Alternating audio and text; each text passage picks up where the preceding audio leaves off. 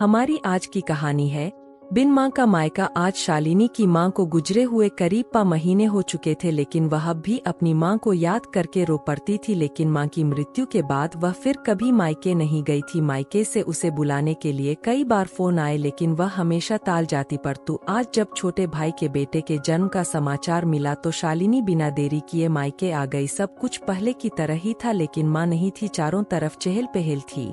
बिन माँ का मायका शालिनी को सोना ना लगे, इसलिए सब लोग उसे चारों ओर से घेरे हुए थे कि कहीं उसे माँ की कमी महसूस ना हो। दोनों भाई इधर उधर की बातें करते हुए माहौल को खुशनुमा बनाने की कोशिश कर रहे थे तो बाबूजी भी ठहाका लगाकर हंसने लगते, और उधर बड़ी भाभी तो जैसे शालिनी की खातिर में कोई कमी नहीं छोड़ना चाहती थी। लेकिन रह रहकर शालिनी के कानों में माँ की आवाज गूंजने लगती, देख शालू, तेरे लिए गुजिया बनाई है, खाकर बता तो सही कैसी बनी है। और यह दाल के समोसे खास तेरे लिए बाजार से मंगवाए, तुझे पसंद है ना। शालिनी सोचने लगी, जब कभी सब लोग बातों में मशगूल होते तो माँ पीछे से आकर अपनी शाल मुझे उड़ा देती ना।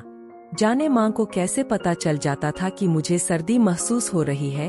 अभी शालिनी इन विचारों में गुम थी कि उसकी बड़ी भाभी आई और एक थैला उसके हाथ में देते हुए बोली, दीदी यह कुछ सूट और साड़ियाँ आपके लिए है।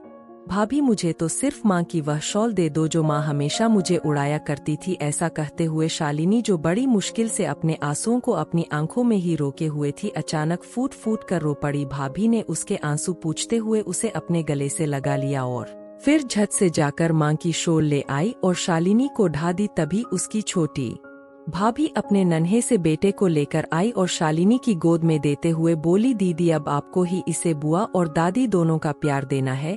अपने मायके में भाई भाभीयों का प्यार और शॉल में माँ के स्नेह की गर्माहट को महसूस करते हुए शालिनी को एहसास हुआ कि उसकी माँ कहीं नहीं गई, अब भी उसके आसपास ही है। तो दोस्तों आपको यह कहानी कैसी लगी, लाइक और कमेंट करके जरूर बताएं। और अगर आपको वीडियो पसंद आए तो लाइक और सब्सक्राइब करना न भूलें। धन्यवाद।